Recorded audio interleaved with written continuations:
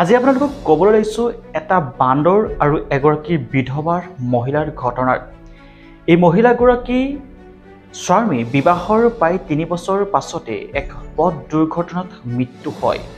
মৃত্যুৰ কাৰণ আপোনালোকক ইতিমধ্যেই ক'লোৱে যে পথ দুৰ্ঘটনাত হোৱাৰ বাবে অকালতে এইগৰাকী পত্নীয়ে নিজ স্বামীক চিৰদিনৰ বাবে হেৰুৱাবলগীয়া হয় আৰু তাৰ পাছতে কাহিনী আৰম্ভ হয়। কাহিনী এইগৰাকী বিধৱাক প্ৰত্যেক দিনে শাৰীৰিক আৰু মানসিকভাৱে স্বামী ঘৰৰ শহুৰ আৰু শাহুৱেকে অত্যাচাৰ কৰে। অত্যাচাৰ কৰাৰ প্ৰধান কাৰণ এটাই যে যিজন পুত্ৰক সৰুৰে পৰা তুলি তালি ডাঙৰ দীঘল কৰিছিল সেইজন পুত্ৰৰ বিবাহৰ পাছতেই অৰ্থাৎ বিবাহৰ ৩ বছৰ পাছতেই এক পথ দুৰ্ঘটনাত মৃত্যু হয় আৰু তাৰ পাছতে সকলো দুখ জাপি দিয়ে শহুৰ আৰু শাহুৱেকে এইগৰাকী পত্নী অৰ্থাৎ বিধৱাৰ মহিলাৰ ওপৰত আৰু তাৰ পাছতে প্ৰত্যেক দিনে শাৰীৰিক আৰু মানসিক অত্যাচাৰ চলায়। লগতে শহুৰ শাহুৱেকে কয় যে তই কেতিয়াও মোক এটা নাতি দিব নোৱাৰিলি, মোৰ ল'ৰা মোৰ ছোৱালী। আৰু তাৰ পাছতে প্ৰত্যেক দিনে এইবোৰ কাৰণতে পিছফালৰ এটা পুখুৰীত গৈ কান্দোনত ভাগি পৰে এগৰাকী বিধৱা মহিলা। আৰু হঠাৎ আহিল এদিন এটাৰ বান্দৰ আৰু বান্দৰে সেই মহিলাগৰাকীক কান্দি থকাৰ দেখি ওচৰতে থমকি ৰ'ল আৰু তাৰ পাছতে কাহিনী আৰম্ভ হয়।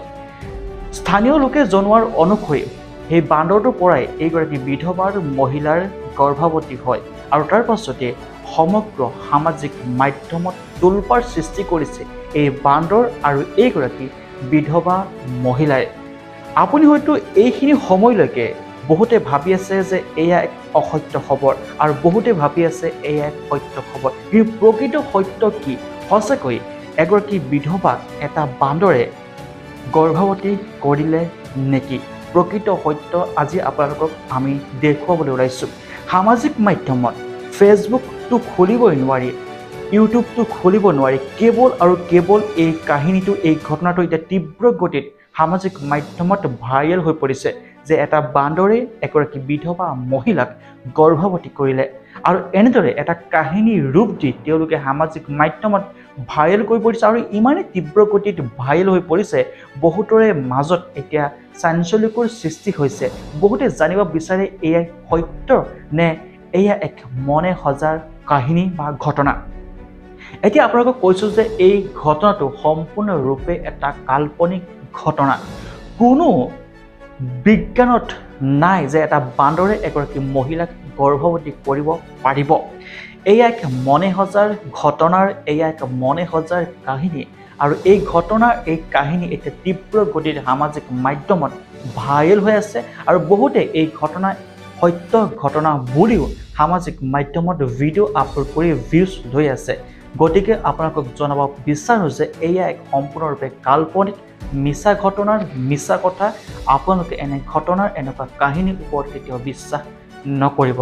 এই ভিডিঅ'টো যিমান পাৰে সিমান শ্বেয়াৰ কৰি দিয়ক, কিয়নো ফেচবুকত ইতিমধ্যে বহু কণ্টেণ্ট ক্ৰিয়েটৰে এই ঘটনাটোক সত্য ঘটনা বুলি প্ৰচাৰ কৰি আছে। সেয়েহে এই ঘটনাটো সত্য আৰু ৰহস্য কি সকলোৱে জনা উচিত যে এইটো ঘটনা এটা কাল্পনিক চৰিত্ৰ, কাল্পনিক ঘটনাৰ সকলোবোৰ ঘটনাৰ ফটো AI জৰিয়তে জেনেৰেট কৰা হৈছে। গতিকে এনেধৰণৰ ভিডিঅ' ফটোসমূহৰ পৰা আপুনি হাত সাৰি থাকিব।